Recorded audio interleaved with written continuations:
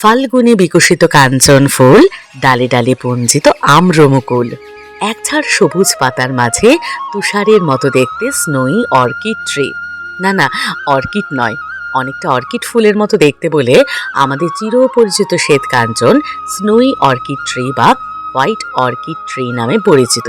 শ্বেতকাঞ্চন ফুলের বিজ্ঞানসম্মত নামের একটা দারুণ ব্যাপার রয়েছে। এর বিজ্ঞানসম্মত নাম হলো বাউহিনিয়া অ্যাকিউমিনাটা। বাউহিনিয়া গণের গাছের পাতার এক বিশেষ বৈশিষ্ট্য রয়েছে। এই পাতা দুটি লতিযুক্ত প্রজাপতির মতো দেখতে। এই দুটি খণ্ডকে দুই ভাইয়ের ঐক্যের প্রতীক হিসেবে ধরা হয়। দুই ভাই হলেন সুইস ফরাসি উদ্ভিদবিদ গ্যাসপার্ড বাউহিন এবং জোহান বাউহিন।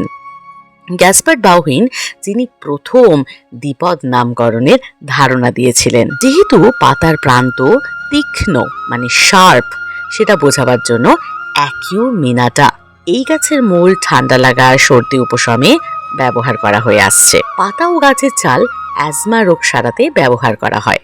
উড়িষ্যায় এই গাছের কচি পাতা এবং ফুলের কুঁড়ি দিয়ে বিভিন্ন রেসিপি করা হয়, যা এই গরমে পান্তা ভাতের সাথে খাওয়া হয়। হংকংয়ের পতাকার কেন্দ্রে যে প্রতীকী চিহ্ন দেখা যায় তা আসলে এই 5 পাপড়িযুক্ত সাদা কাঞ্চন ফুল।